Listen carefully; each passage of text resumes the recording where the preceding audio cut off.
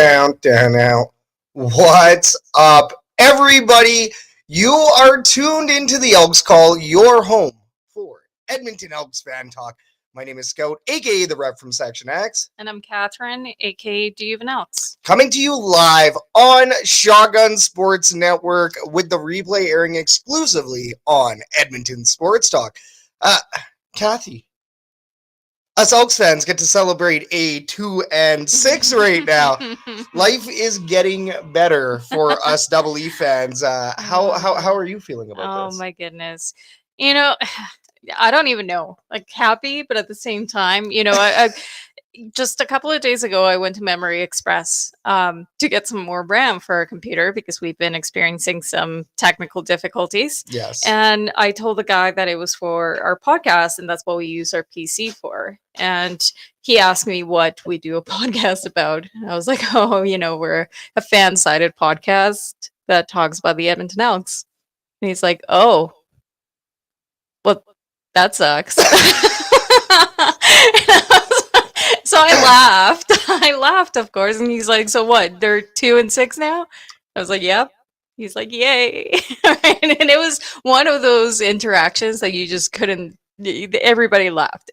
We laughed. It was a good time. Yeah. But it was like, what do you do about it? We laughed. We cried. We hugged. We got over it. Yeah. No, you know what? We recently did get to watch this latest entertaining win. You know what? The record still might suck, but our fans, our fellow fans, our listeners, our viewers, they do not. So a big shout out to everybody that is tuning in tonight, tomorrow, whenever, really appreciative to have you on the stream with us tonight. Be sure to hit the like, subscribe, and favorite buttons as your support means everything to us here at Shotgun Sports. We do have a stacked show schedule, despite the fact that we do not have a guest today. You are the guest. You, our viewer, our listener, you guys and girls, and everybody in between are our guests tonight. So let's go through the schedule. First up, we do have some fan shout-outs that we're going to get to. Okay. It's always fun giving a shout out to the fans. And then next, we're going to give you Kathy's Herd Report, where we bring you the latest news and transactions in Double E land. After that, we're going to give you an Edmonton sports update. And then we are going to do a little bit of green and gold. Is it green? Is it gold? Is it not? Or is it hot? That's going to be our hot or not segment. And then, of course, we are going to finish up this show with the fan forum. That's where we talk about hot topics surrounding the Elks and the CFL world as a whole. We are interactive, which means you, the viewer, can comment and question all you want in the herd chat. If you're watching on YouTube, that's going to be Shotgun Sports Network. And if you are watching on Facebook, it's definitely going to be the Elks Herd. So make sure you get your comments and questions into the herd chat, and we will bring them up during the show. But speaking of show, let's get it rolling with some herd shoutouts. This segment is brought to you by Royal Retros. Save 10% off your order by using code Shotgun Sports. All caps, no spaces. If you like throwbacks, you're going to love Royal Retros. They are the throwback kings, and they have all that retro merchandise for football, hockey, and more. CFLPA merchandise as well. So go check them out, royalretros.com. Fan shoutouts.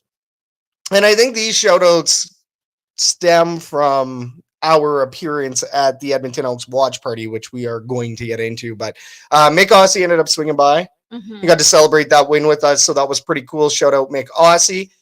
Shout out Rockin' Ronnie and Lance. The original Ozone.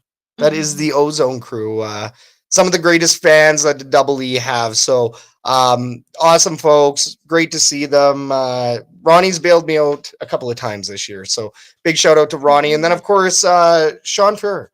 So Sean ended up actually winning the Elks Herd Experience giveaway. We were going to do another round of entries. However, yesterday we could not get a show live. So here we are today, unfortunately, a day later. But the Turf District ended up going live last night. So it worked out perfect. Worked out perfect. As we say, we are here to build a bigger pie, not take somebody's slice. So the more Double E coverage, the merrier. So, hey, big shout out to the Turf District as well for continually providing awesome coverage. You know what? Give a shout out to Morley and Dave Campbell over at 880 Chat as well. I don't know if you saw, but they had no film help on their weekly primer, their game day primer. So they had to film themselves. Oh. And Morley Scott did a selfie video, which was chock full of fun. So highly recommend go check out 880 Chad's feed. That was some pretty funny stuff there. And then outside of that, yeah, I mean, I think that's about it for fan shoutouts. Ginger Argo, how about we give the opposition a fan shoutout? Ginger Argo, Adam Goss, and the crew will be coming to Toronto, coming from Toronto to Edmonton to watch this Toronto Argonauts versus Edmonton Elks game. And I think that's very exciting. It's always good to see those guys. Unfortunately, we will not be there tomorrow night. Yeah, unfortunately. Would love to be there tomorrow night, but that's why we gave away the Elks Herd experience. So, Sean, congratulations on winning that prize. For everybody else that wasn't able to make it in on that draw, we apologize. Life happens, but we will have another draw or 2 or 3 this season. Potentially even some signed Double E merch. Yeah. So I think we're gonna have a big one here around the corner. But speaking of around the corner, how about we get into our next segment here, Catherine, which is Kathy's Herd Report, where we talk about recent news, transactions, and everything else. Today's Herd Report is brought to you by the Rouge, White, and Blue podcast. Oz and Joe have you covered on the latest happenings in the CFL from across multiple borders. Americans talking Canadian football, Rouge, White, and Blue only on Shotgun Sports Network. Watch party. We got to watch this game from the watch party last week. Yeah. What was your thoughts on that? That was fun. It was fun. They put on a good show. We've gone to a couple of watch parties, and I feel like they're all pretty similar. There's not much that you can do extra, but they did a great job by bringing in the cheerleaders, some prizes, some trivia, a whole bunch of other things. So it made it a lot of fun. Well, and we had never been to a Double E watch party, right? So the Double E watch party, when I got there, they had the signage up. It was at Sherlock Holmes on the north side. And it was very exciting. It was very cool to be with so many Double E fans here in Edmonton. We obviously see our crowds on game day. We still get those 18Kers or those 20Kers. We still get even 30Kers as of last year. So we know that Edmonton has many Double E fans, but I think what was exciting about that was just to see the conglomerate show up and see how packed it was. That was packed in there. And then, of course, we got the bingo sheets. So they also have bingo sheets. And then on top of that, they have trivia at halftime. Like, of course, you mentioned the cheerleaders, but I think the trivia part was sweet too. Yeah. So at halftime, Connor Halley went ahead and did a trivia competition. There's multiple questions. I ended up actually losing on an American expansion CFL question, so that was a little bit disappointed. But big shout out to my opponent there because he had got it. So it said Montreal Concords, and the answer was Baltimore Stallions, I believe. So I feel like you should have known that one. If I would have actually instead of just like verbal diarrhea and just saying things that came to the top of my mind, I'm like, yeah, Montreal Concords. Wait, that's not the answer. And everybody's like yelling at yelling out the answers. Yeah, it's pretty good. Also, you're getting old when you're drinking a tea for the show. I am so tired. It's kind of hilarious. I didn't realize how tired I was until we were about to start, and I'm like, holy cow, I think I need another tea. Give me 2 tea bags here. Was at a golf tournament yesterday, and it was very rainy. So, needless to say, those experiences are never a blast. You know what was this last game? So let's talk about it. Yeah, let's talk about this nail biter of a game. Was a bit of a nail biter. It really ended up being a nail biter of a game, really, at the end. In the first quarter, Montreal's opening drive, it stalled quickly. It led to an Edmonton punt that resulted in a single point after pinning the Alouettes deep. We got our Rouge. We are great at starting games with Rouges. I love it. That's why that one time I was very disappointed. That was it Hamilton that ended up getting the first Rouge? Yeah. I was like, no, not acceptable. That's our job. We need to get the Rouge first. That's our job. And that was Cody Grace. Yes, that was Cody at that point.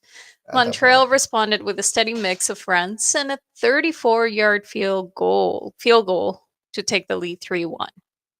So I believe that's when I showed up and they were in the lead. Yeah. Later on in the quarter, the Alouettes made the biggest impact. They had an 80-yard punt return for a touchdown. Mm-hmm. That was crazy to see, extending the lead to 10-1 after the convert, of course. And you started to sweat at that point. Oh my gosh. Right? That you saw the Edmonton, they were struggling to find their rhythm on the offense, as we've often seen. They had short gains and already a couple of sacks at this point. Yeah, allowing sacks, which is something we are going to talk about later on the show. So yeah, at this point, like, what were your thoughts? Do you think that at this point, after seeing that first quarter, do you really think that we were going to take it all the way? No, but it's interesting, right? That's the beauty of football. You don't know when you're going to win. Obviously, it's in the fourth quarter, but those little defining moments, and I think at the end of the second quarter is where we saw one of the biggest defining moments of the game. But just like, that Hamilton game before, in that Hamilton game, they lost by 2 to 3 plays. Yeah. Right. And in this one, I was getting worried about the hole that the Elks were digging themselves early in the game. It's very concerning. I mean, you're like, hey, why? Like, and especially with that return touchdown, allowing that return touchdown, goes back to Mark Killam being a special teams coach as one of his biggest roles in the CFL. And we are seeing return touchdowns against the Double E. You scratch your head and you wonder what the heck is going on. Yeah. Well, I definitely hoped that there would be a lot more improvement on the offense for sure. Yeah. Special teams, of course, you never want to see that. But it's just, you would hope that you would see something different. And when you start the first quarter with the exact same mistakes as the previous games, you're like, uh-oh, we are in trouble. Uh-oh. Uh-oh. ICQ. Shout out to everybody that remembers ICQ, by the way. Going into the second quarter, it was a little bit of the same, same old stuff to start. Neither offense really found consistent momentum. Elks defense held Montreal to a single field goal, which was great for the whole quarter. But Edmonton definitely answered with the most promising drive of the half, highlighted by a 43-yard catch and run from Justin Rankin. So that was good. And what I will say is Justin Rankin, I mean, we've talked about it on the show before. We've talked about Justin Rankin and his ability to catch and run. He is a utility knife. So it's great to see him utilized like that. It is also giving them another wide receiver option. It's also making the opponents try to strategize on that, and thus opening holes for our offense. Not really know, what are you going to get? Which Justin Rankin are you going to get this game? Are you going to get the running back, or are you going to get the receiver? I don't know. Well, and you know what? We need those. We need those kinds of players, right? So, like you call them, utility knives. It's a little bit of a surprise to the opposing team to try to figure out exactly how they're going to play that player. But after that play, unfortunately, the Elks were stopped inside the red zone. Yet another sack. And at least they settled for a short field goal. So that wasn't so bad. It cut the deficit by a little bit, gave them a little bit of confidence. And then just before halftime, Edmonton's defense produced a game-changing moment when Tyrell Ford intercepted MBT and returned it 87 yards for a touchdown. 87-yard pick six. Something that we have once again talked on the show. Talked about on the show? Tyrell Ford, where's he at? Tyrell Ford, where's the major plays? We've seen him starting to get targeted more. But we've been waiting for this. This kind of plays. This is the play that we had been waiting for. Salivating for an interception. Like, where the heck have the interceptions been this whole entire season? And finally, Finally, Yeah. we got one. Yeah. Tyrell Ford to the house. It was a great thing to see. It was a really cool play. I was very happy that we finally saw a really big play from one of the Fords. Well, exactly. Well, and hey, maybe we saw a couple from Trey as well earlier in the season, but we needed to see a Tyrell Ford interception. We really did. You're paying this guy over $200,000 a year. Mm-hmm. We need to see that dollar amount translate to performance. Simply put, as fans, that's what we want to see. Yeah. As a coaching staff, it doesn't matter. He's just another DB, he's another corner, however you want to put it. But he is one of your premier talents as well. So, I don't know how they deal with it on the organization side of things, but I know on the fan side of things, you want to see that translate. Yes. So I'm thankful that we did. That was great. Yeah, that was great. Going into the third quarter, I know we had a pointless third quarter, and it's really easy to think about the curse of the third quarter at this point. But there were flashes. There were flashes in there. A solid drive down the field after poor field position. Fajardo passed, and he even scrambled to get a pair of first downs. So he kept it interesting. We started to see a little bit more of the running game there, some passes. It was a little bit more dynamic, I think, in terms of the types of plays that he had. But then we saw more penalties. Whether they were successful or not, that's a different story. Because we saw more stalls, we saw more sacks, we saw penalties, which has been plaguing this team. That's just it. At the end of the day, it was the penalties and stall plays that really stopped them from gaining momentum. At least Montreal missed the convert point after their touchdown. So thank you, Jose Martos. Who has been crazy, by the way. Yes. I will say thank you, though, because if he had gotten that point, we would have gone to OT. Potentially, yes. Potentially. If everything else stayed the same, if he had gotten the convert, we would have been tied by the end. So yeah. And you never, there's a lot of situations. I personally hate overtime. I hate it with a passion because I'm already stressed enough. I don't want to go into a situation where I'm even more stressed because anything could happen in overtime, right? You're never guaranteed. So at least this way it was better. Well, and I've seen multiple overtimes, especially in Commonwealth Stadium. I've seen them go either way. Yeah. I will say, when former quarterback Michael Riley was in there, I never had a concern. Everybody have a berry. Why? Because I have tea tonight. Yeah, I guess with this team though, you would be a little bit. I would be terrified. I would be terrified in this year, of course. Oh my goodness! So, thankfully, we didn't have to, and I will thank Jose for that. Going into the fourth quarter, definitely not a good start into the fourth quarter. We had an illegal block penalty followed by a sack, which was then followed by an unusual field goal miss. Out of character, but that thing was a 54. Well, it was a 54-yard, though. But you know what? Although, after seeing Sergio Castillo's new record, no excuses. Yeah. You should what was that, a 60? 70-something. Or 71 or something? It was. I think it was a 71. It was something crazy. It was a wild one or something like that. Don't quote me to it. I'm going to find it. But all I know is that he had a record and now there's absolutely no excuse. Yeah.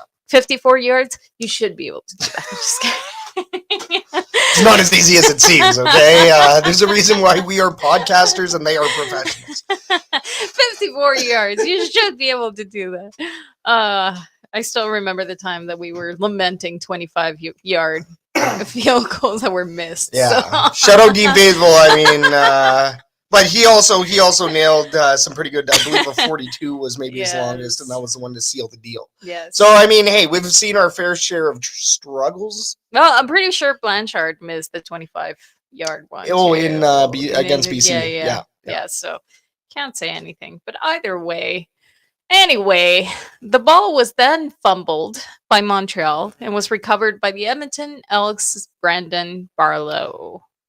So that was good. That was Barlow that picked that up, eh? That was Barlow. Huge. And Fajardo sure took advantage and passed it short to Kayon Julian. Kayon Julian Grand for a touchdown. So yay. Missed the 2-point conversion, but holy, what a roller coaster of emotions. Oh, it was. Just in that drive alone. Totally. Like crazy, wild, penalty, sack, missed field goal. Literally fumble, all over the place. return. Very literally all over the place. Your emotions were like, it's a roller coaster.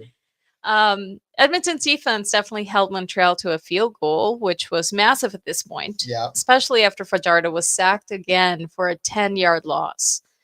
And we were not totally confident that we would pull it off at this point. Okay, that was me. Me. I was not confident that we were going to pull it off. I thought we were going to pull it off. At that point, it's like, okay, we're there. After seeing that 10-yard loss, though, yeah, you got to start wondering, like, what the heck is going on? Are we really going to be able to make it? And we sure did. Fajardo did his thing. Yeah. He found Julian Grant again for a second touchdown with 20 seconds left on the clock. Huge. Absolutely huge.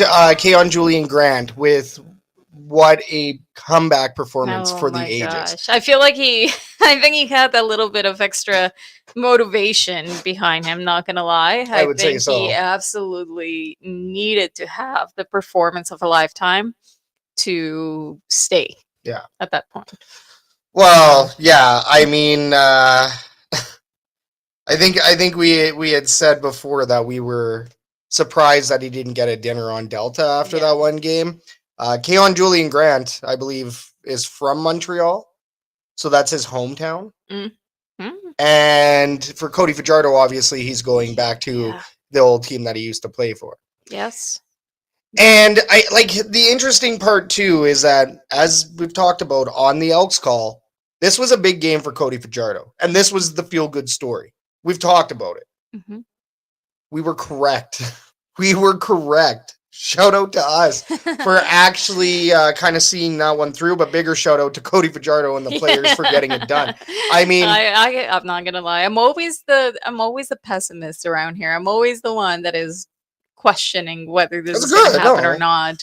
And it wasn't until the 20 seconds left that I was like, holy moly. Yeah. It's touchdown to win, right? Yep. Like that's when you get into that scenario, touchdown to win, 3-down football. We're playing now 3-down football at that point.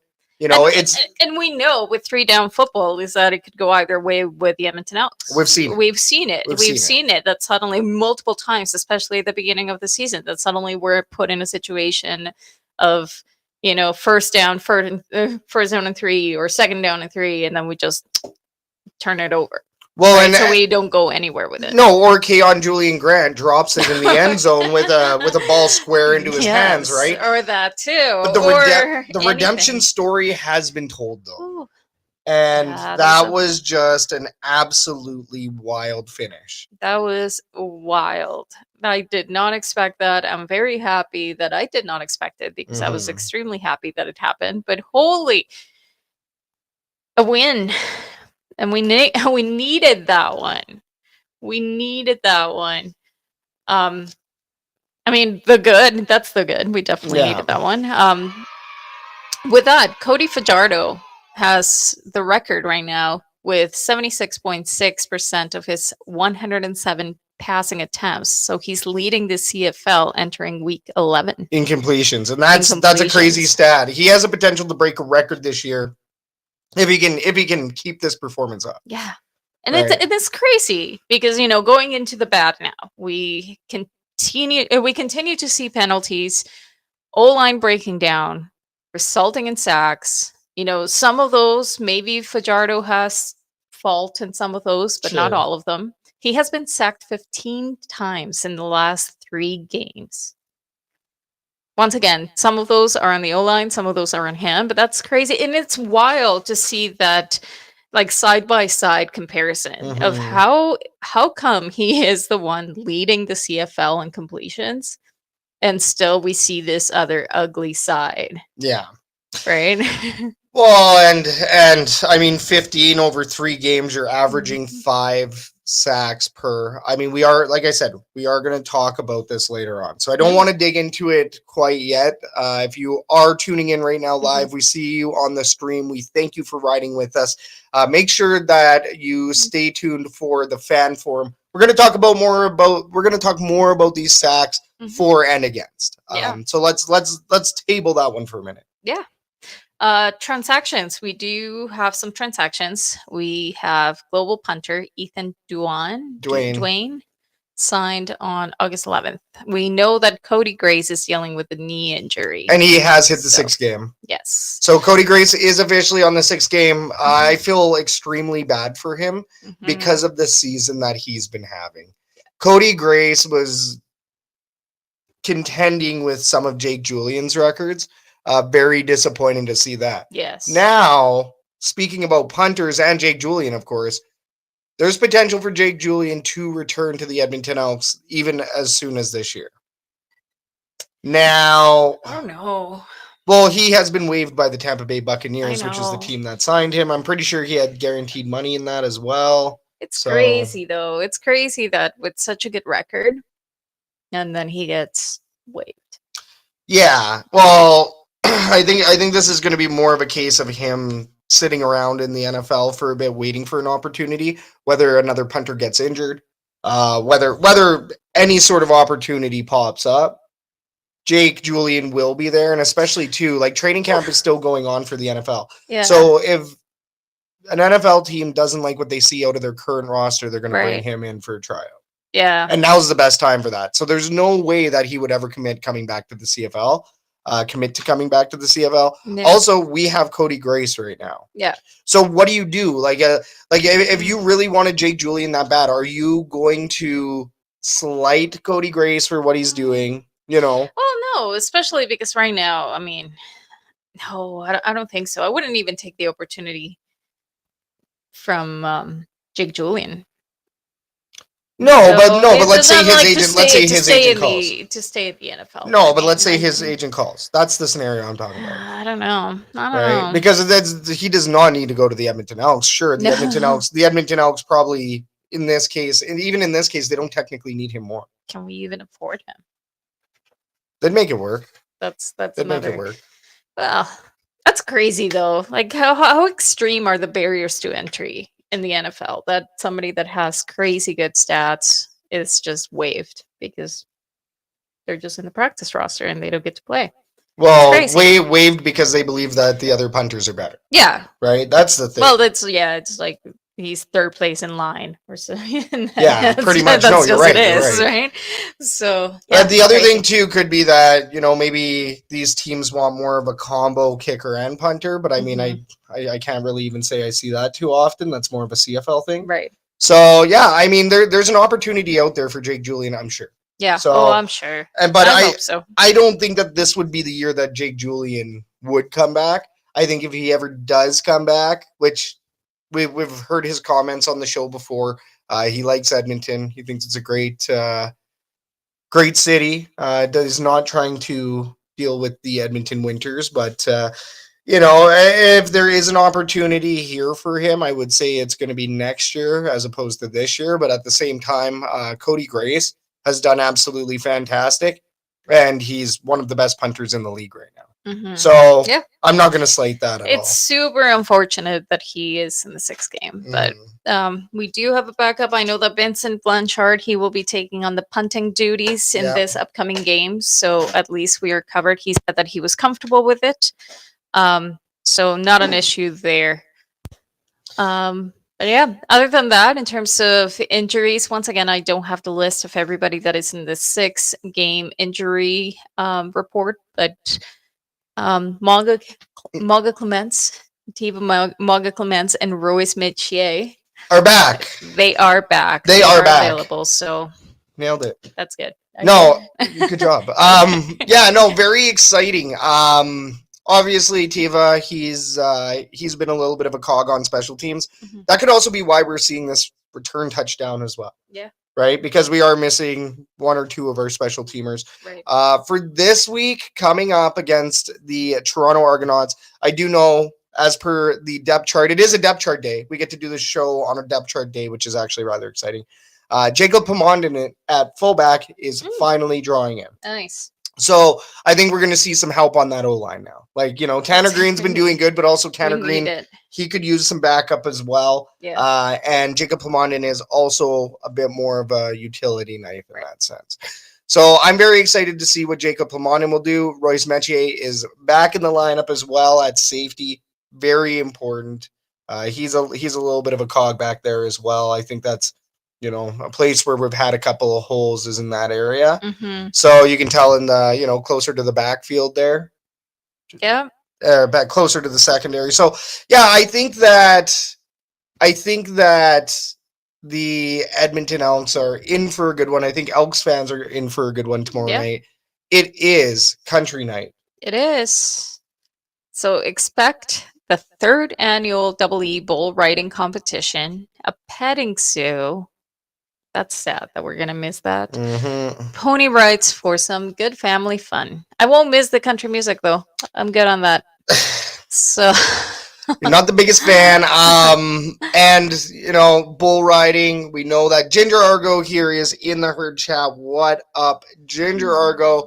He does say go Argos, but we do also know that he is a social bull rider, a mechanical bull rider, that is. Maybe he'll be in there. Yeah. Maybe he'll be joining in on the competition. Well, he did post up. Does anybody want to see a redo here? So I think he's very excited to come to Edmonton and to try out the bull riding. I love it. Pony rides, maybe. I mean, that sounds fun. Yeah. I think the Edmonton Elks are really doing a good job with this one too. I know that we talked about the green or gold topic last week. I'm glad that they brought. I'm sad. I'm missing the petting zoo. Yeah, I still remember last year's. They had the cutest cow that I wanted to steal so bad. Oh, that's so funny. And there was no way to steal a cow, and I was disappointed. So you cannot steal the cows when you go to the game. So make sure you leave them at Commonwealth. A calf. It was a calf. It was a calf. The baby cow. But anyways, yeah, sad to miss that one. Make sure that you tag us on everything that is happening. Just in case if we happen to miss the game itself, because we'll be in the middle of a wedding. There could be ceremony. We could be in the middle of a ceremony. We'll see. But either way, let us know what is happening. Make sure you tag us. Make sure you show us your pictures. Make us feel extremely jealous that we're not there. And I mean, who knows? There's a chance that we do show up maybe in the second half, but no. I mean, we'll see what shakes. I have a feeling that will not happen, but yes, please do tag us at the Elks Herd. We're still going to be doing our roll call. We're still going to do a 3 thoughts. We will be watching the game from wherever we're at, and we will be staying tuned.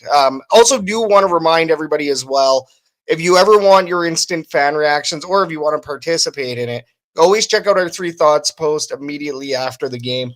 Fantastic fan reaction. I'd love to bring it up right now. Unfortunately, our phone is our phone is giving us some feedback here when it gets too close to the mic. So so we're not going to bring them up right now, but do check it out. Big game. So a big game. Mm-hmm. I'm thinking we got to win. What do you think, Catherine? I hate giving my predictions because I could go either way, but I am feeling confident about this one. I'm not going to lie. So what's your score prediction? I don't know. Come on. No. Come on. No. Okay, fine. I'm saying Elks by a touchdown. I'm saying a 30-20. Touchdown. I'm saying 30-20. I want the Elks by 10 points here. The Elks have dominated in the last 10 games. It's been a 7-3 record, I believe, between the Elks and the Argonauts. The Elks hold the 7. So I'm feeling really confident about that. Player to watch. Welcome back, Royce Metier. Let's see what you do. Yeah. What about you? And you can't say Nick Anderson because he's on the 6.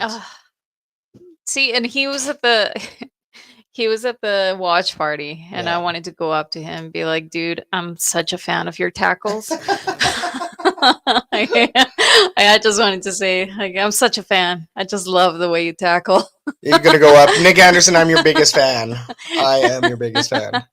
That's because have you seen him tackle? It's like Yeah. WWE over there. Well, and that's something. The tackling is something that we had mentioned on the 3 thoughts. The boys need some tackling drills. Yes. Nick Anderson seems, and Niles Morgan, but even Niles Morgan misses some. But these guys are just trying way too hard to get that first initial tackle and trying way too hard to make something big happen, as opposed to just playing football. Yeah. You know, like just fundamentals. Yeah. Fundamentals, building blocks, all those small things. That's what gets you the greatness. Yeah. So, well, my player to watch, I think it's going to be Tyrell Ford again. I want to see another big play. That was exciting. I thoroughly enjoyed that one. It was good to see something from him. So I want to see if it was a fluke or if he can keep it going. if it's for real. Yeah. I love it. Alrighty. Let's move on to our Edmonton sports update.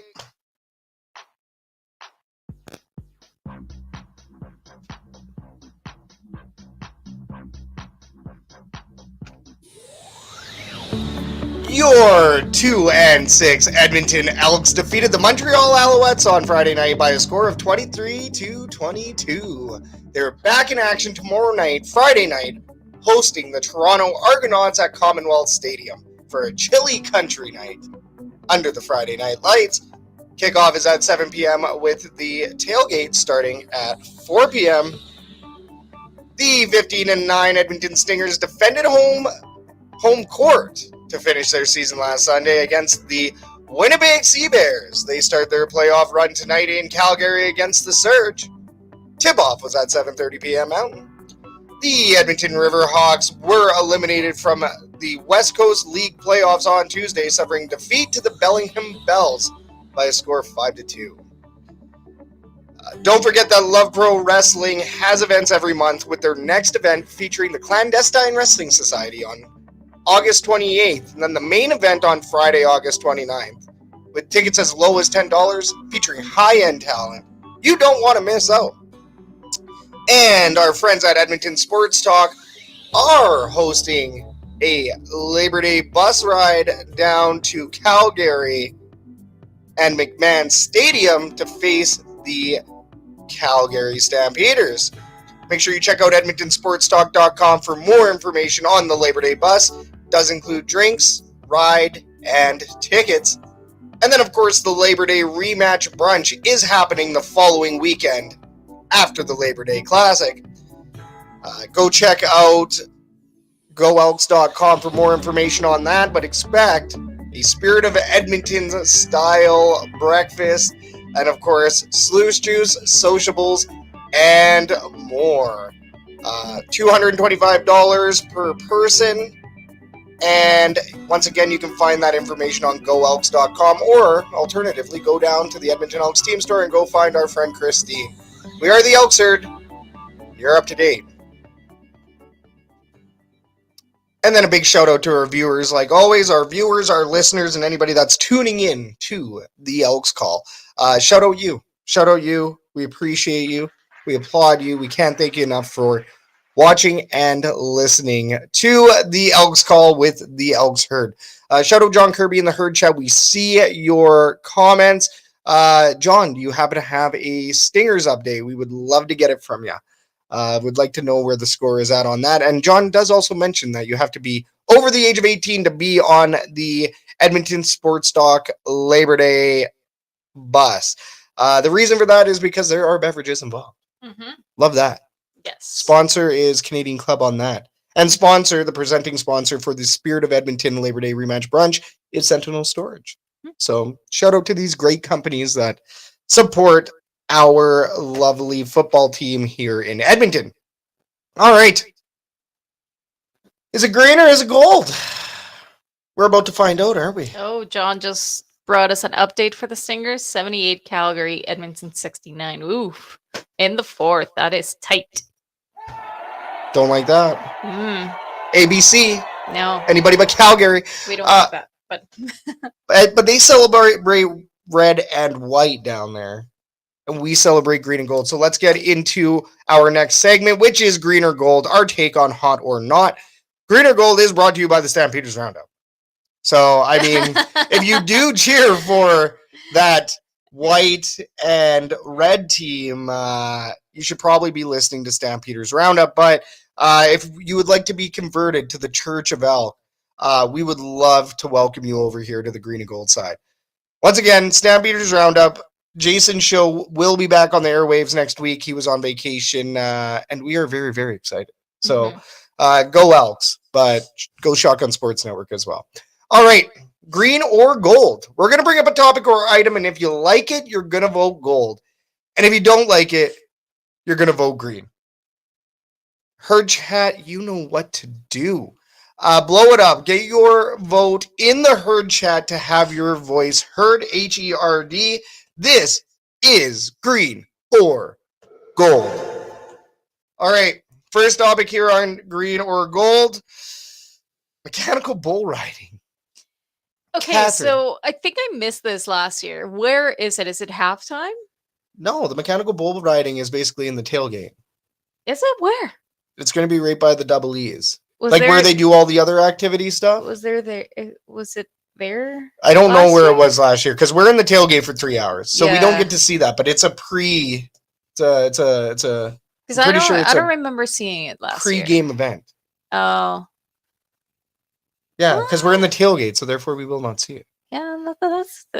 So is it green or is it gold? Do you like it or do you not? Well, I like the idea, but it's green because I don't get to see it. Really, I mean, Damn. it'd be good if they made it like a halftime event and put it right in the middle of the field, roll it in, and get everybody to watch.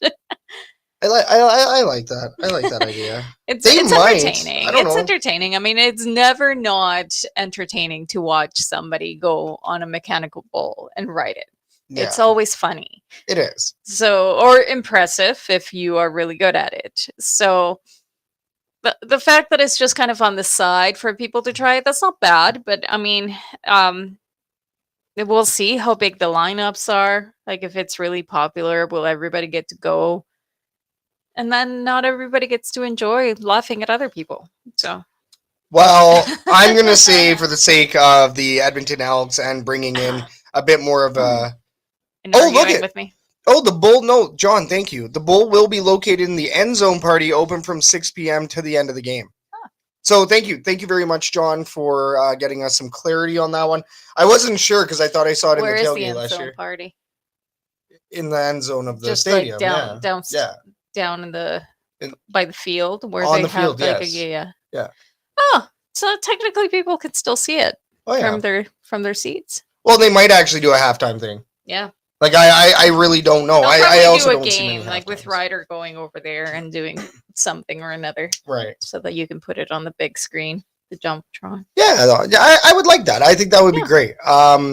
Really appreciate that. Thank you, John. Mhm. It's still always going to be a gold because I think that our Double E fans, and of course, just country fans in general, people that hit up BVJ and go to country concerts, anybody that listens to country, also potentially like farmers and those types, right? But you are It's a indeed. stereotype. It's not. No, it's not. I mean, there's real cowboys, and real cowboys would be down for this. Let's see. That's not a stereotype. That'd be good. That's when you see the skill. You can differentiate between a real cowboy and somebody that's just drunk by how long they stay on that bull. Like it's a tool for the stadium to use to ensure that people aren't too drunk. That's not gonna stop them. What was it? The ranch? Was it the ranch? No, there was one bar in Edmonton that had a Cook County. It's Cook County. It's There Cook you County. go. Yeah, nobody cared how much they had to drink before they went on that. No. Shout out Cook County Saloon for always having a mechanical bull. So Ginger Argo, if you would like to hit up the mechanical bull after at Cook County, let us know because we might be out and about. But yeah, I mean, this one though. Simply, it's a goal. Yeah. Because like imagine all the content you can get out of it. Imagine all the fun out of it. It is a mechanical bull straight up in Commonwealth Stadium. That's cool. I like that. Right. Yeah. St. John here says gold. Watching people bite it on the ball is good times. Oh yeah, it always is. Certain things that like always get the crowd amped up. It's people falling. Oh, it's a competition. According to John, 10 riders will ride again, competing for a pair of Morgan Wallen tickets for one of his concerts. That's cool. I gotta start. I think maybe I was missing the emails because I was being salty that we aren't going, so I wasn't really reading much. I usually read the newsletter. About it.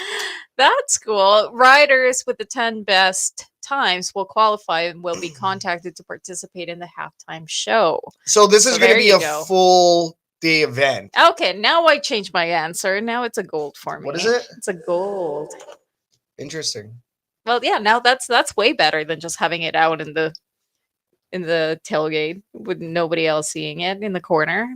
That's way better. And John does say it's on the website under game day guide. So go check out goelks.com for more information on this. Also, sign up to be an EE Insider because I do get these emails. Yeah, you should have read it.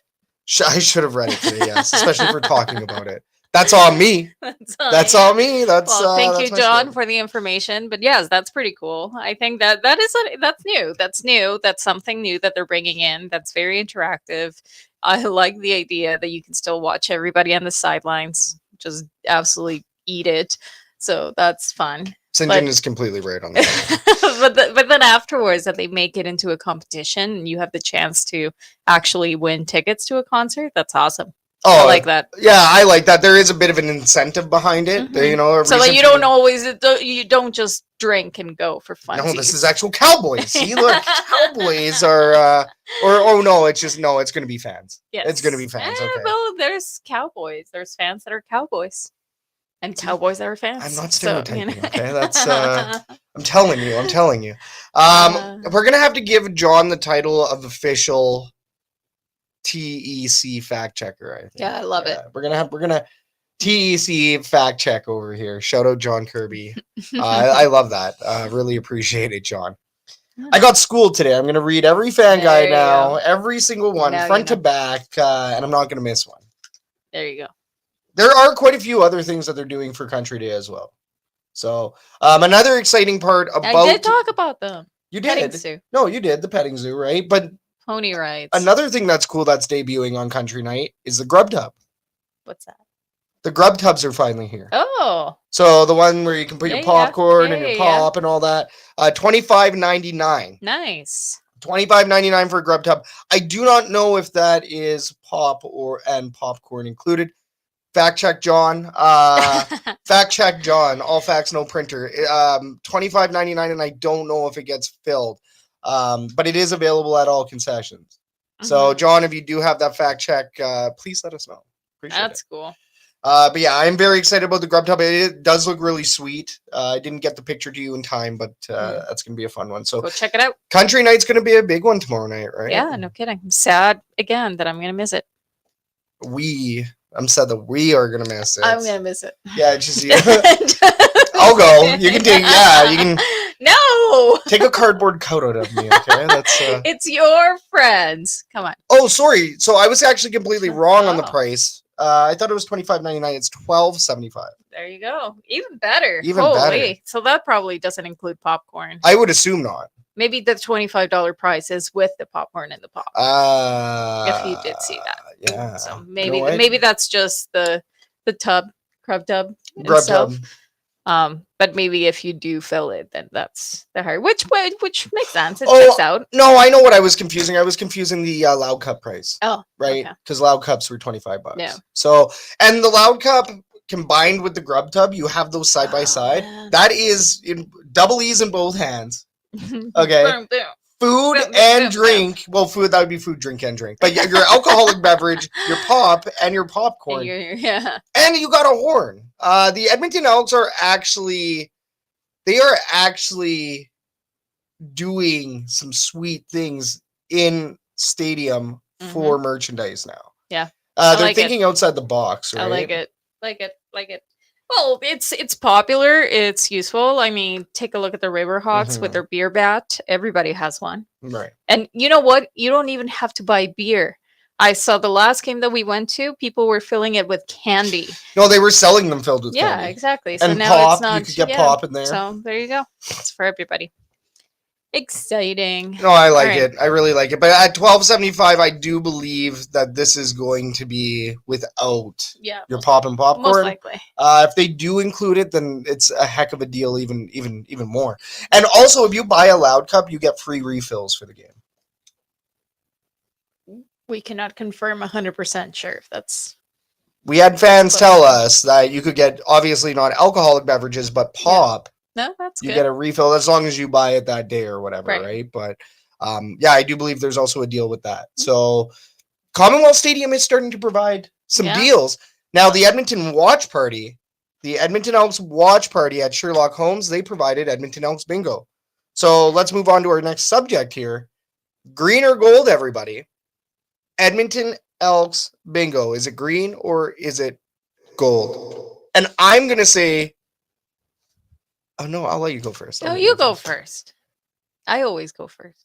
Okay, well, I usually am pretty gold about everything. In this case, I'm going to be a green. And the reason why is because I'm not a big fan of bingo.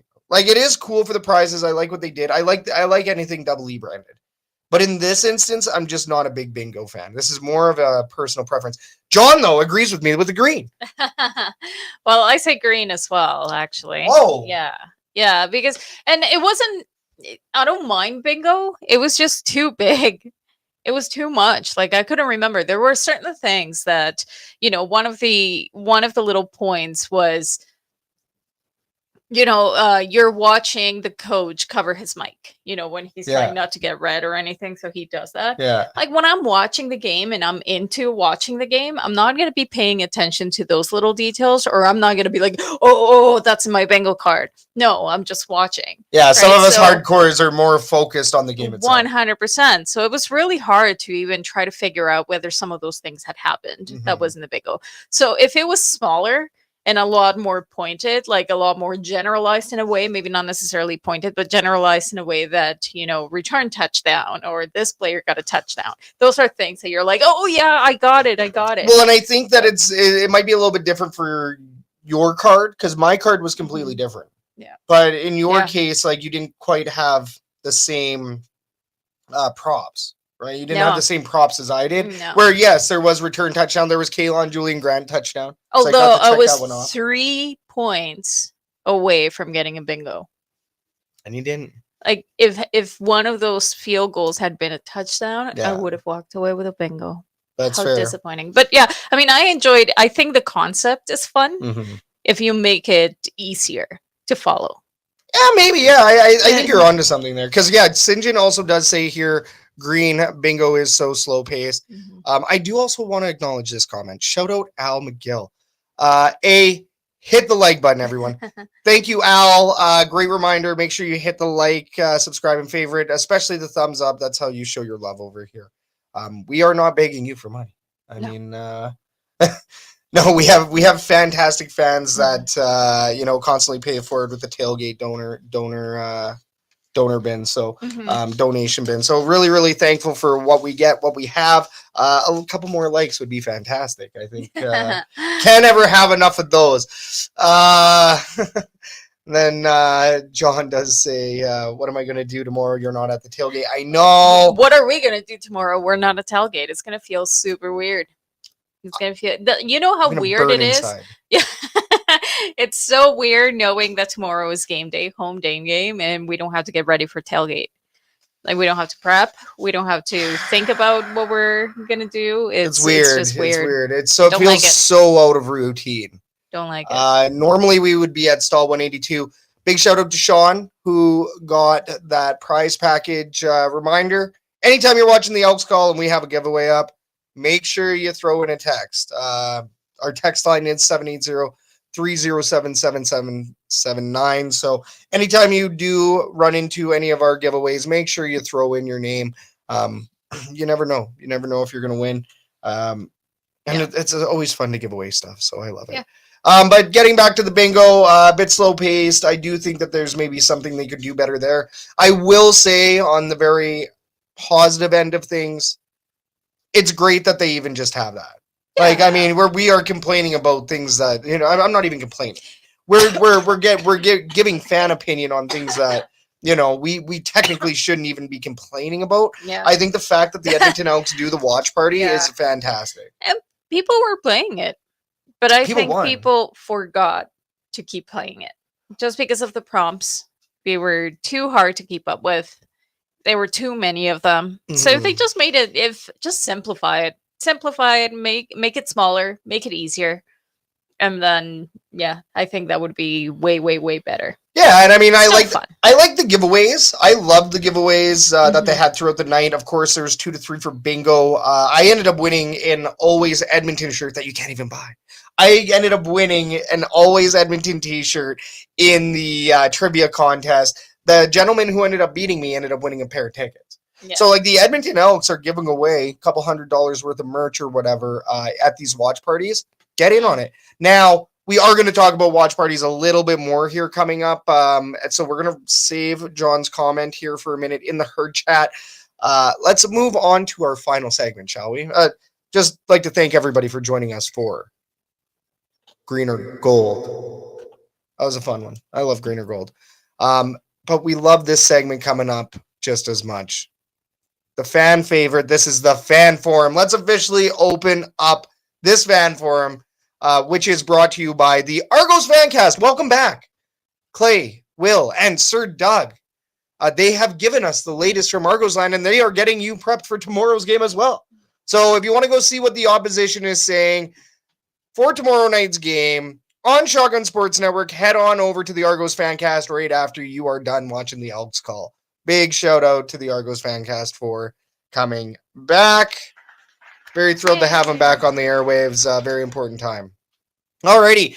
In this segment, we're going to talk about the hottest topics surrounding the Edmonton Elks and the CFL as a whole. Herd chat for the final time tonight. You know what to do. Let's blow it up. Let's get these comments and questions on to our show.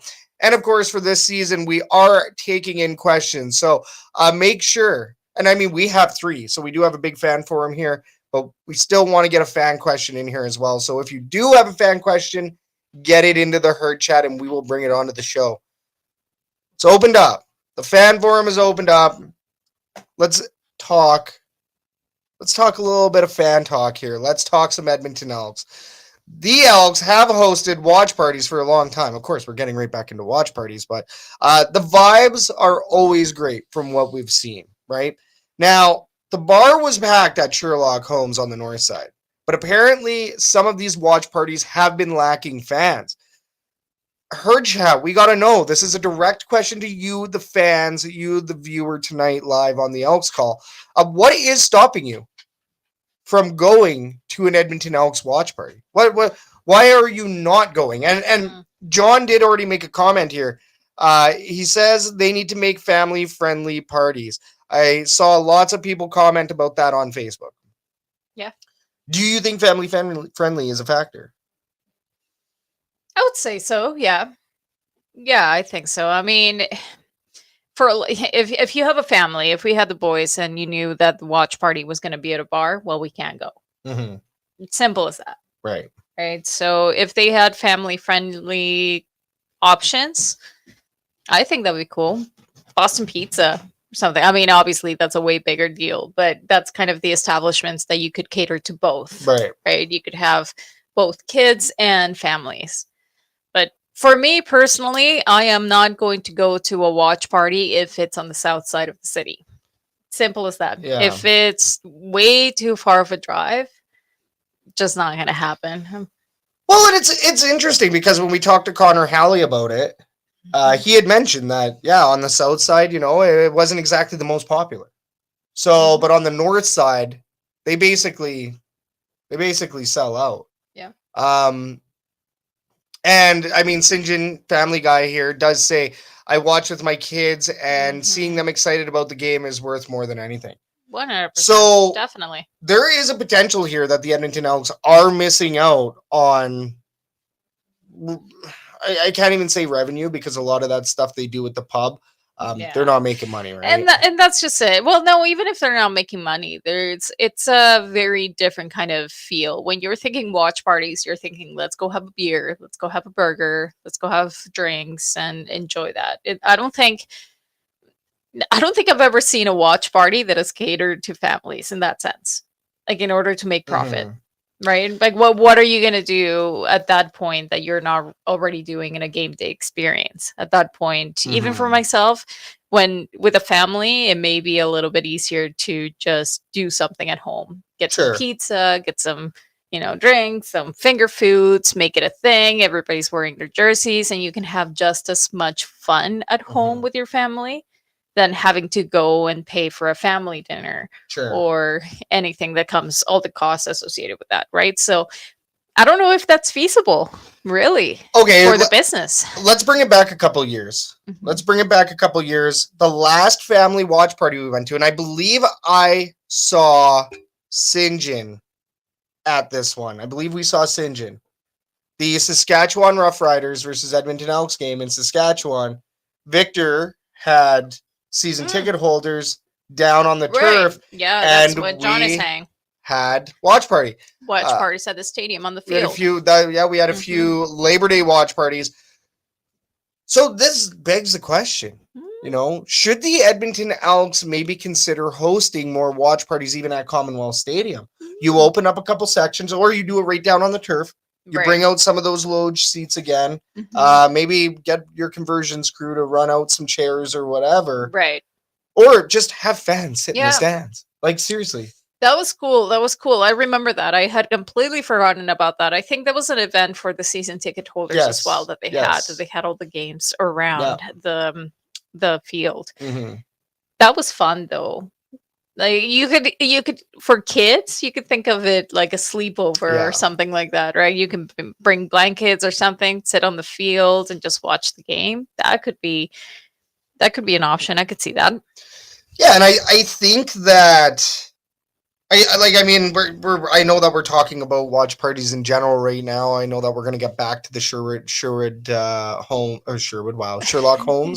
We're gonna get back to the Sherlock Holmes specific here in just a minute, but I really do think that this is a bit of a gap for the Edmonton Elks. To be able to host your own watch party at Commonwealth Stadium, that's the best of both worlds. You get to be down on the turf while the football team that usually plays on that turf is out there playing a team. And look at the Oilers. Look at what they're doing with watch parties. Look how popular those are. Mind you, that was in the playoffs. I know, so but even but even then, like you're not gonna tell me that. I mean, obviously they're winning, so that's a completely different story. But people would go to Rogers just for a watch party to just see an away game. They would. I think that they would get maybe a couple thousand people in there. Yeah, maybe not completely sold out, but people would go. People would go. I think that they would get a couple thousand. It is a lot of work to operate that building, right? Same deal for any sports building. Yes. For any major league arena or stadium. Sorry. Well, and that's just it. Now for something of that event, do you make the decision to bring in concessions, or do you just make it a BYOB? Bring your own BYOF. No, I would do $5 beer cans. I would do $5 beers. Well, I remember bring in food trucks. Yes, yeah, food trucks. You could bring in food trucks. Yeah, but I mean, especially if you're not going to open up a concession and have Joaquin Gage in there slanging hot dogs.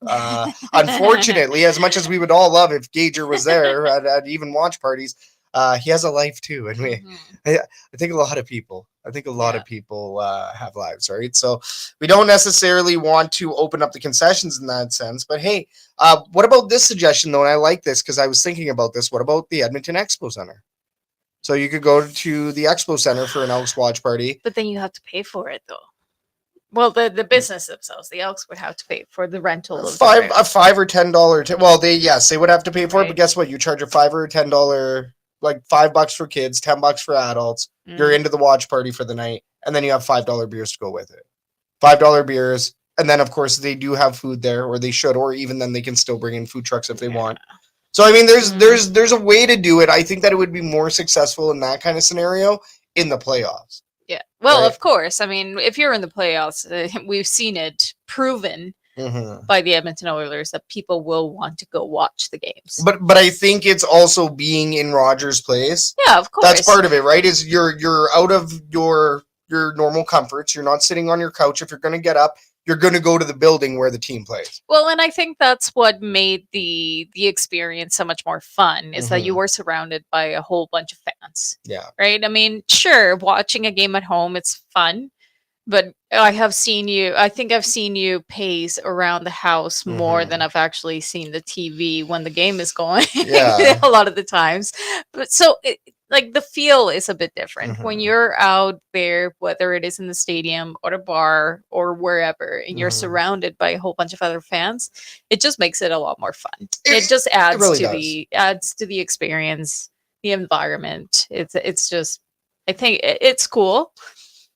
Well, and I love that part of it. Like, that's where we saw the Ozone Crew. That's where we Mhm. saw, Mick Aussie ended up actually rolling in once we were down there. Yeah. There's a certain camaraderie when you're with your Double E fans. I mean, frig, Yeah. they even got players in there, right? Nick Anderson, like we stated. John also does mention Scout the room where love wrestling happens. Why don't they do family friendly there? They could. Now the Rec Room South Common. It's that area and the area particularly where Love Pro does their Mm. event. It's a weird setup. It requires a catering crew sometimes to come in. Like you need to bring in certain staff for that, especially if you're going to do table service or something. But I do think the rec room would actually be a great choice. I think the rec room, it's family friendly. You have your games there. The Edmonton Elks have partnered with the rec room in the past. Yeah. I have a rec room medal from playing against I was playing with CJ Gable. He was on my team. We ended up winning. We had the highest scores on all of the games. It was a season ticket holder event, and there was a hot stove with Greg Ellingson, Mark Mackey, I believe, and CJ Gable, and there's probably Kwaku Boateng. So there's 4 Edmonton Elks at the time Eskimos. There's 4 Eskimos players. We basically followed them as the captains. They were the captains. They were kind of anchoring us through the whole thing. And the team with the highest points ended up winning. And it was my team with CJ Gable in there. It was really cool. So, I mean, I know that they've partnered with the Rec Room in the past. I would love to see them partner up with the Rec Room once again. John Kirby was there, so that's freaking awesome. Yeah. And like St. John says, being around other fans is electric. The energy is so good. You can't and it beat really it. is. You It can't really beat it. is.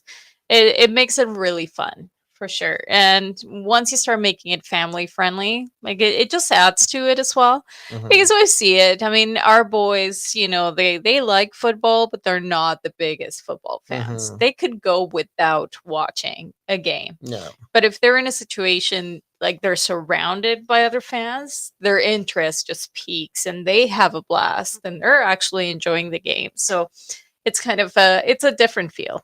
Well, yeah, and with the tailgate, the boys are they ask for the food, they get the food. No, they get And then they're a little bit more bored. They might throw a football around or whatever, but our boys generally will find something to do, or we take them to the family friendly section or whatever, right? But then when it comes to game time, they are invested. They ask the questions, just like the Edmonton Riverhawks game. Maybe we'll talk about that here in a bit, but our boys, they do get into the sports, they do get into it, and they're right there with the crowd. So it's once again having that camaraderie of all of your fellow fans around you. Mhm. That's what makes the magic happen. That's what Yeah. is bringing up that next generation, such as our boys. Right. So very, very exciting. Okay. Quick update here on that Edmonton Stingers game. They are officially out of the playoffs. Oh no. The Stingers are done. They just lost Oh, 96 to 103 to Calgary. Ooh. Trash. Very disappointing. Disappointing. It's almost as disappointing as me screwing up head coach Jordan Baker's name when we went to the Stingers game. We're not going to talk more about tell that story. We are not Please talking about that tell one on air. story. Question number 2 here in the fan forum. At 2-6, with wind in their sails, the Edmonton Elks can capture their 3rd win of the season tomorrow night. So far, the team is averaging less than a sack per game, but allowing 6 to 8 on their own quarterback in any given game. So we do got to ask here, is this stat going to level out at some point this season? Are we going to start seeing sacks, not our way, but are we going to start achieving sacks as opposed to giving them up? I would hope so. I really hope so. I don't know if it's going to happen. I mean, I'm so I don't want to say pessimist because it sounds horrible, but I'm just so cautious when it comes to this team because you really never know. Going into a game, you don't know what kind of game is it going to turn it into. Yeah. You know, in this case, going into the first quarter, you don't know what the fourth quarter is going to be, right? Are they going to be playing a very defensive game, or are they just, the defense going to lack? Well, there's three pieces to of this, course, right? but Like you have your that's- quarterback, you have your offensive of course, line, and you have a defensive But that's what I line. mean. You go in asking, what am I going to get today? Yeah. And you're not sure. And that's the thing. We have lacks so much consistency that it's really difficult to predict how this is going to go in 1, 2, 3, 6 games from now. Not 6 games, 5 games. But the other thing, too, is looking at last year and then comparing it to this year. That's another thing that we do need to talk about because last year we did have an all-star worthy, potentially, an all-star worthy offensive line. The offensive line actually held more times than not. They had PFF top honors. We re-signed Martez Ivy after that. We got David Beard in, which should be an upgrade. And you got Mark Cordy moving over on the left line there. So just over from David Beard. So, like, in theory, that left line is solid. But the right side of the line is hot garbage. Well, you take a look at the differences. One of the biggest ones is losing David Facu in free agency. He went over to BC. Of course, we know about the season-ending injury. But, David Facu, I think he was a bigger piece to this offensive line than we gave him credit for.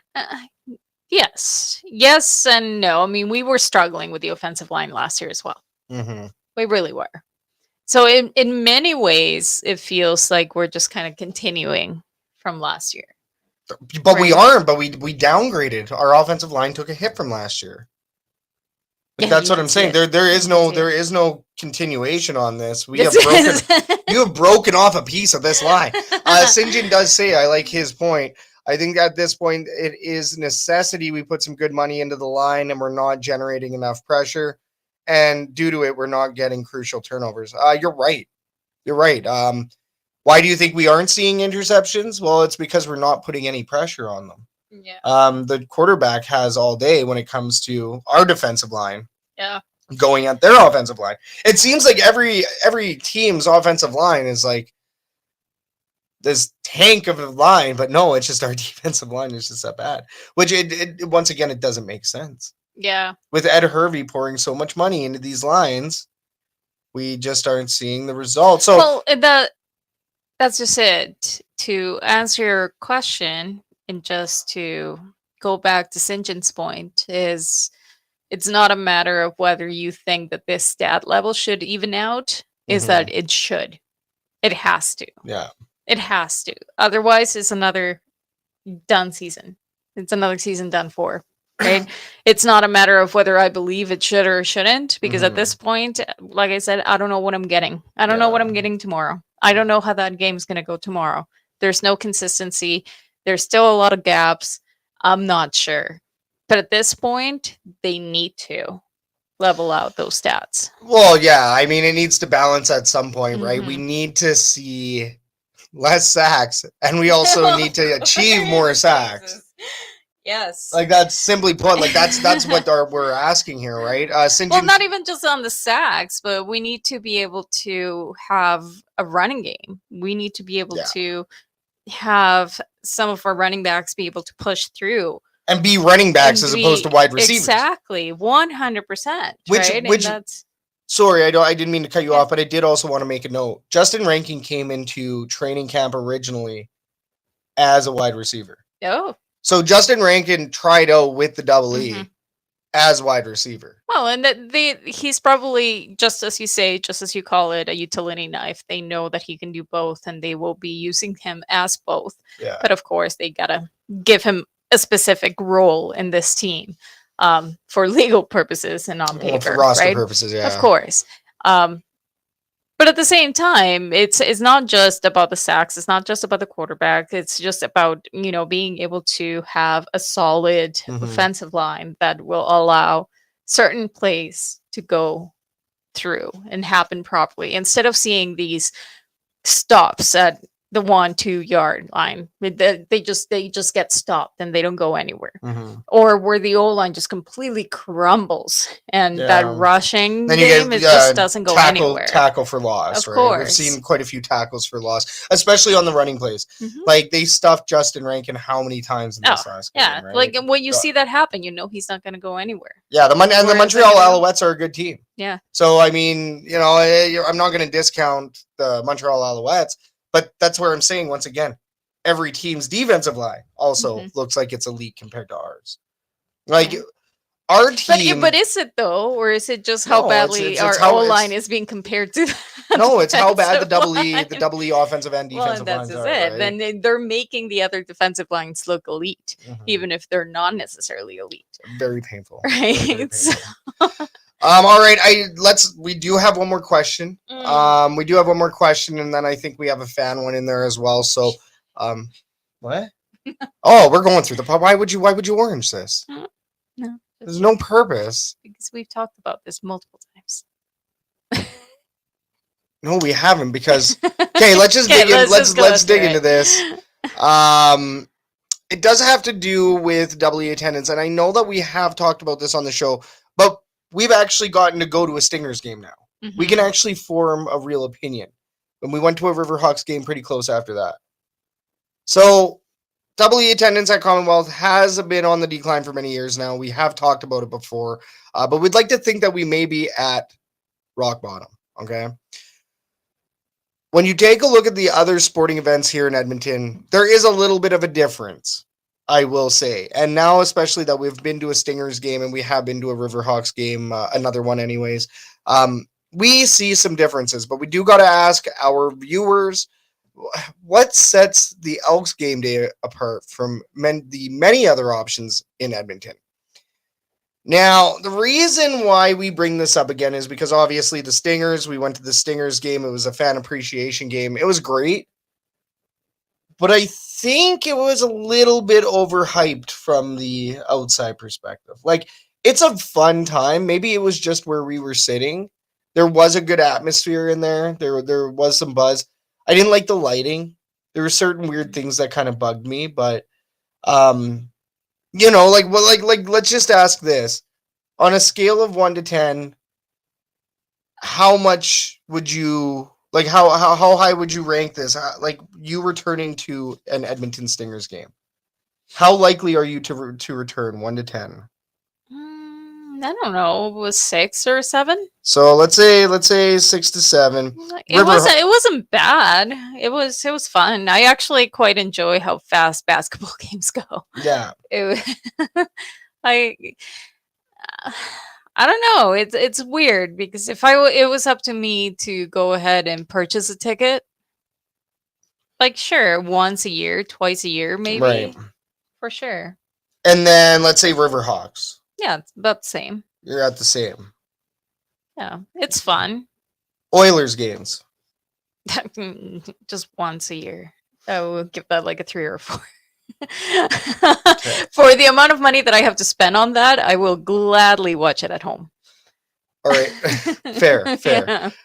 U of A Golden Bears events. Yeah, it's the same thing. I would only go to like once or twice a year. So is that how likely are you to buy a ticket? Oh, for the Golden Bears, probably like 4. 4. So about the same as Oilers. Yeah. Okay.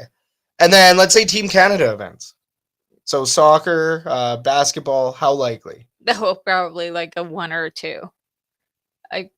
No, when an event comes to town and they're hosting it here, how likely are you to buy the ticket? Yeah, probably. Yeah, like an 8 or a 9. Yeah, you're an 8 or a 9 on that. 100%. And then, of course, without being biased, I know this is tough, but without being biased, Edmonton Elks. See, and that's a hard one because we have season tickets. I think So- I'm going to speak for you. I'm going to say it's a 10. but Like Okay, let's say we no, lost our season tickets. yeah. How likely are you to buy a ticket for the Edmonton Elks? But see, no, yeah, I can't compare the same experiences. The main reason for that is, first of all, when I go to a Riverhawks game, when I go to a Stingers game, I don't necessarily know anybody else. I Yeah. don't know anybody else. So Right. now you're just going there with whoever you go or with your family. You don't have that sense of friendships and camaraderie and the tailgate and Right. everything that comes with an Elks game day experience. It's not there. Mhm. Second of all, with the season tickets, there comes the expectation that you need to go. You're paying Yeah. for something. Now, if I was gifted season ticket holder tickets for Mhm. Stingers or Riverhawks, I would go to every single game Mhm. because I have those tickets Right. and I need to make use of them. Right? Fair. So it's if I was not in this situation, and I'm trying to take myself away from this situation, I see this. if I was a brand new sports fan and I had the opportunity to go to an Elks game and somebody tells me, would you buy season tickets? I'm not sure if I would Mhm. at that point Mhm. right now because they're not winning. And why would I Damn. go to something that it's not going to give?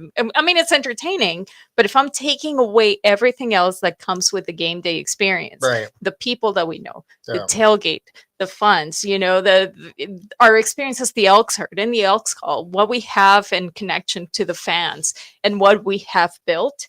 If you take all of that away, I think the Elks would fall pretty in line with the Riverhawks and the Stingers. Well, and this is why I bring this up, because the Edmonton Elks are fighting for real estate still. Mhm. And it's because of losses.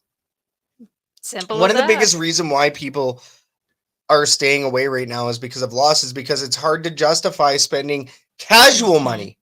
Right? That's course. why Of I wanted to course. bring this up. This is casual money. So how often are we gonna buy a ticket for, all these events? Like we said with Stingers, I think realistically we might go every couple of years. Yeah. Right. Well, even then, once a year is super fun. It's even very then- affordable. It was super affordable. Crazy affordable. It's crazy. And even then, we went because we had free tickets. Yeah. Right. But when you think about even the Riverhawks experience, even with free tickets as well, which is what we want, but I still spent about $100 on food and gifts and things because when you go with the family, the boys are going to be like, hey, I Mhm. want an ice cream. Mhm. Hey, I want that. Or, oh, I want to make sure that you have a really good time. Right now with the Elks, it's not even the same because they're used to it and they have everything that they could ever need. They have all the jerseys, they have all the hats, they have all the things. But even then, on a game day, to take both of our boys, you're still spending on popcorn, on nachos, on this, on that, right? And it's one of those things that if you're not giving me a return on my investment, why am I going to spend this kind of money? And it's simple. Riverhawks are selling out because they're winning. They're in the Right. playoffs. Stingers are selling out because they made it to the playoffs. They just lost, unfortunately. But Right. look at their run, right? If the Elks make it to the playoffs, just watch how many people are going to show up and spend their money. Well, and I think that winning obviously is a big factor. Riverhawks have been doing great on fun factor.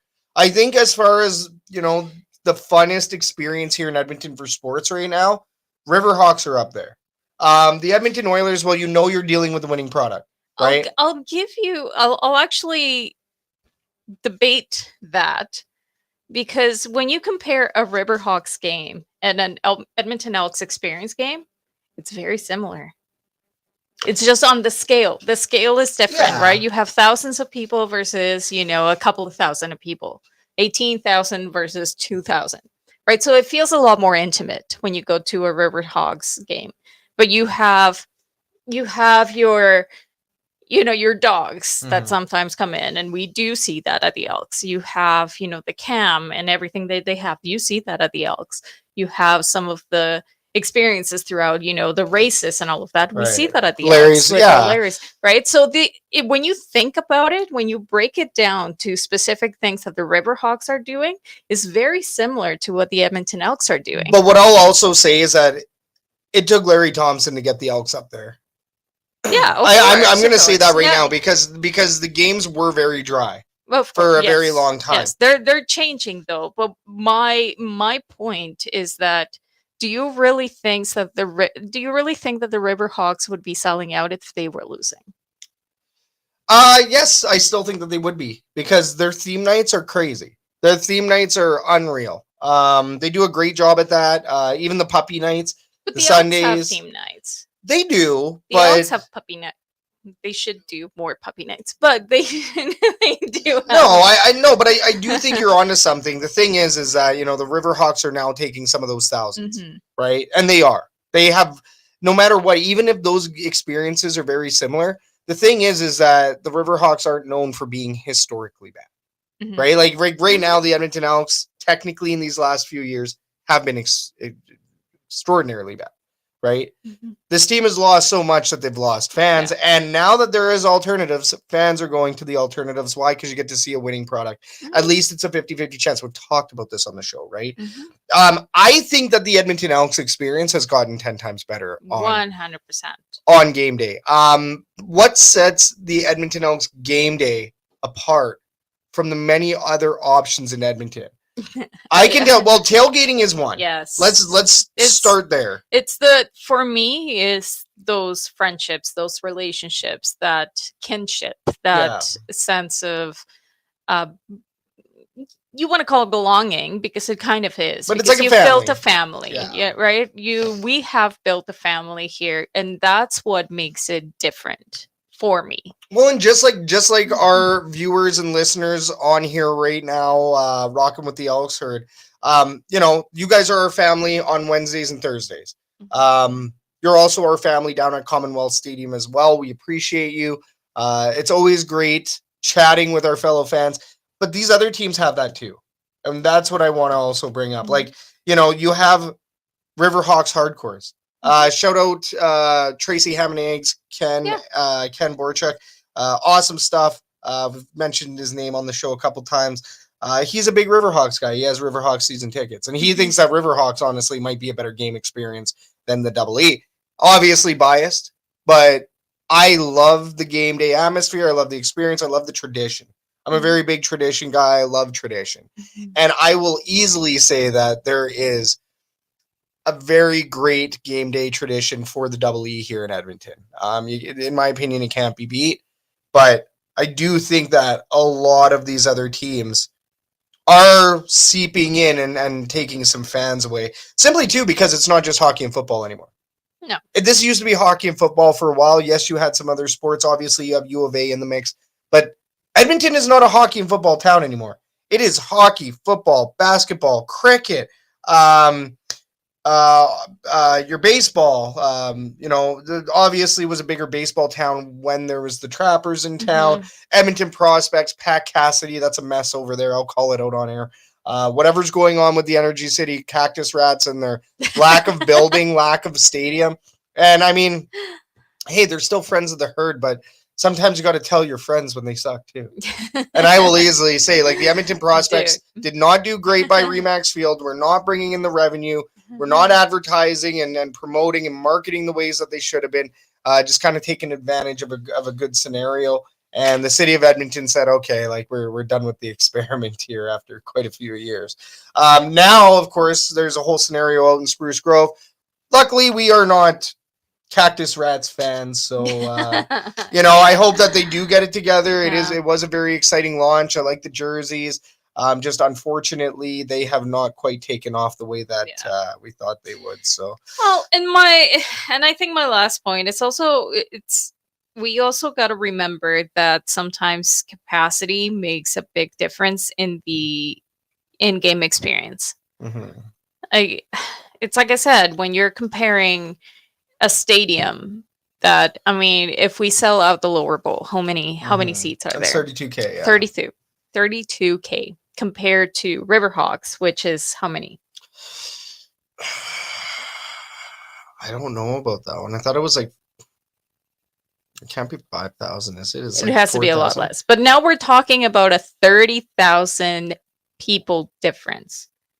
When you have a stadium and it's packed, just the feel is like St. John said it before, it's electric. Yeah. Right? So you cannot compare a team that is set in an environment such as the Expo Center, which is even less. Like, how many would you say? Like, It's like 1,000, 2,500 there. 2,500, and like something that looks packed, but because so many people buy it and they sell it out. That if we had the same 2,500 that go to a Stingers game, go to The Elks game. It's a blip, right? Nothing. It's not even gonna fill a quarter of the stadium. Yeah. So that in itself really changes the experience that you have in game. Remax Field, Field. you want more people, and it feels like it's a way better experience. It feels like it's sold out. This is great. Yeah. And that's a big difference. I don't think we can really compare the Elks to some of these smaller teams in that sense, just because it's not the same. It's really not the same. Well, okay, and quick correction here. I just looked up the stats. 9,200 at Remax Field. 9,200. And then it is 4,000 over at the Expo. Yeah. So, hey, but that's still a $20,000 people difference. well, 13K, Yeah. right? But that's still a big difference. Big difference. St. John, this is a double bag dirty chai. We are rocking some dirty chai tea over here. Because I'm trying not to drink so much coffee. It's terrible for your guts. And specifically mine.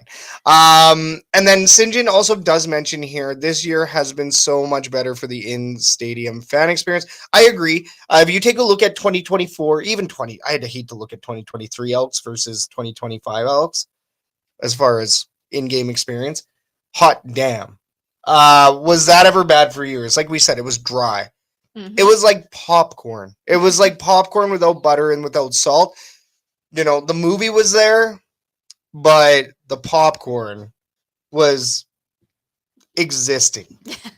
And your mouth is going through a flavorless experience, but it's popcorn, so it's still good, right? But there's no flavor there. There's no nothing. It's bland popcorn. That's the best way that I could possibly try to explain to a non-fan exactly how bad that stadium experience was. The games are great. I love Larry's fire truck, the fire truck race. I think that's great. I believe, what is it, WestJet? Is it a WestJet prize or the blindfolded prize? Whatever they do that mini game. I don't know. And do they still do the floating heads up the? No. Push the floating heads up. No, they're not doing that one. Done that. But there's still a lot of games. Funny enough, here St. John says that honestly, the best fan experience at Edmonton sports-wise was the Edmonton Rush lacrosse games. Man, were those games fun. Edmonton Rush, shout out Len, who used to work for the Rush, who also has started up a new page. We'll talk about that in just a minute. But Edmonton Rush games, from what we heard, were an absolute blast. It's like there's legends of Edmonton when you talk to people about certain things.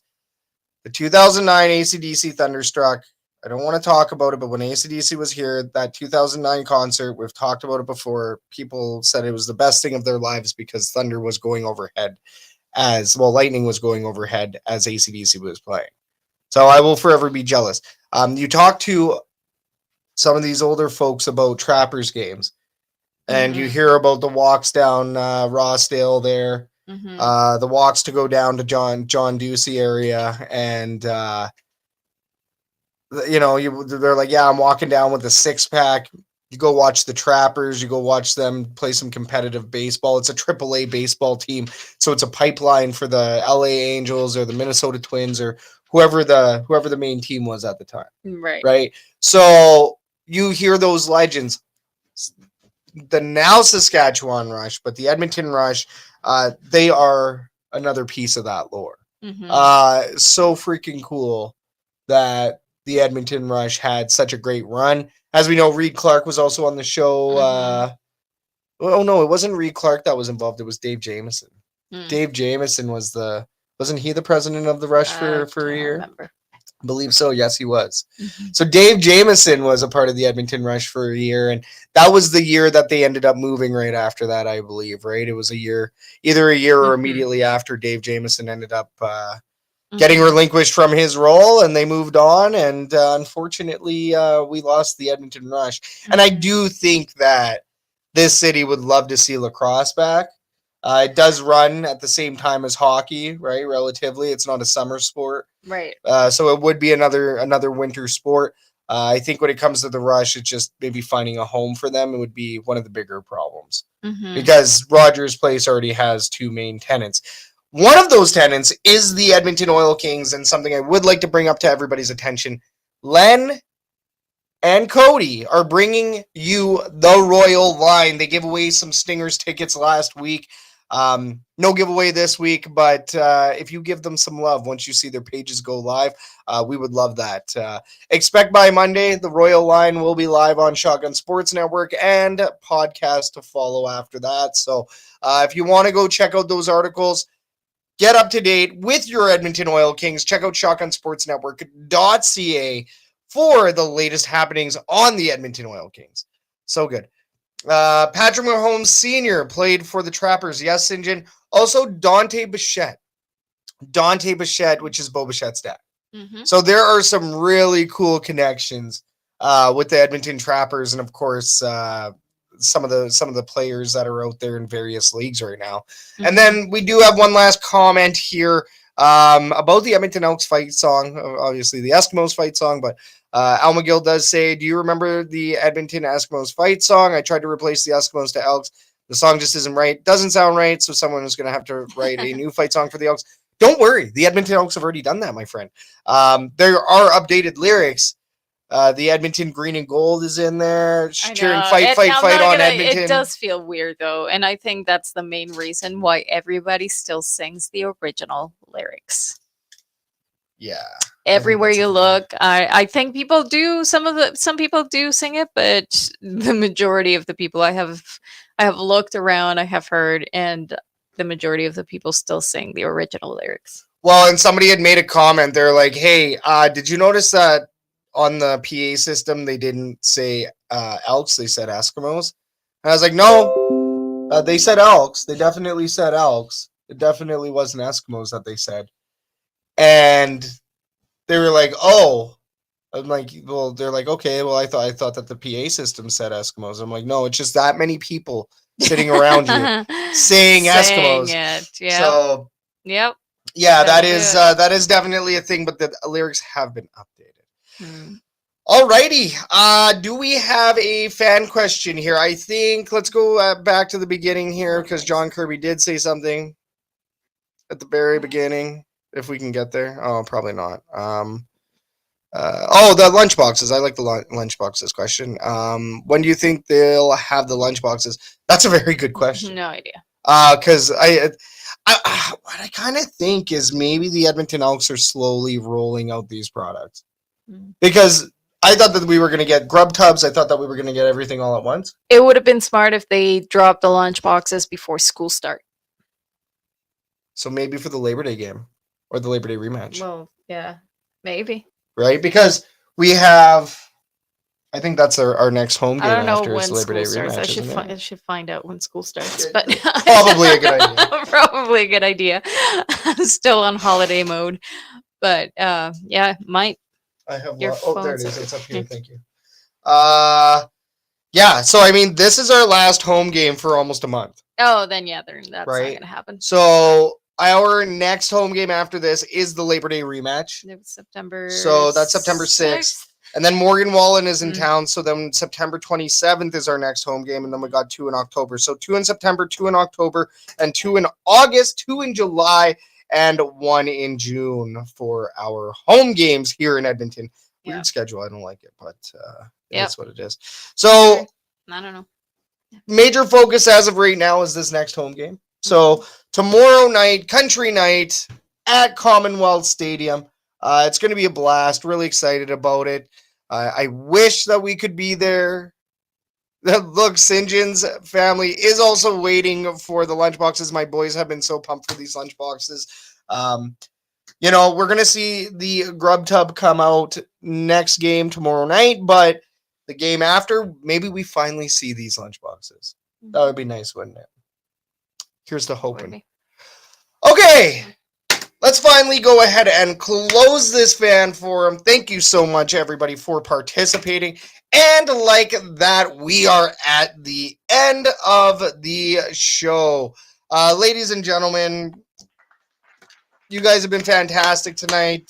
This was an awesome time. Always a great time chatting with our CFL family, CFL fellow fans, and even Argonauts fans, apparently, Ginger Argo. But that is it for us for tonight. If you liked what you heard and enjoyed what you saw, make sure you hit the like, subscribe, and favorite buttons. Throw some thumbs up everywhere. Everybody, show us some love. That's how you show your support. If you were watching tonight, you were probably watching on Shotgun Sports Network on YouTube or over at the Elks Herd on Facebook. And if you're listening, it could have been Edmonton Sports Talk. Could have been Apple Music, iHeartRadio, Spotify, wherever you get your ear candy, as some people call it. I don't like that one. It sounds like a street drug, you know? Like, let's get some ear candy. Yeah. I mean, if you're addicted to us, that's cool. Just don't be weird about it. But once again, we can't thank you enough for riding with us tonight. Al, Sinjin, John Kirby, Ginger Argo, and everybody else that was in here. We salute you. For the Elks Herd, my name is Scout, a.k.a. the rep from Section X. And I'm Katherine, a.k.a. Do You Even Elks? This was the Elks Call. We are the Elks Herd. It's Go Elks game day tomorrow, so eat it up. We can't wait. Hope everybody has a blast at the game. Thanks a lot for watching tonight, everybody. Have a good night. Go Elks!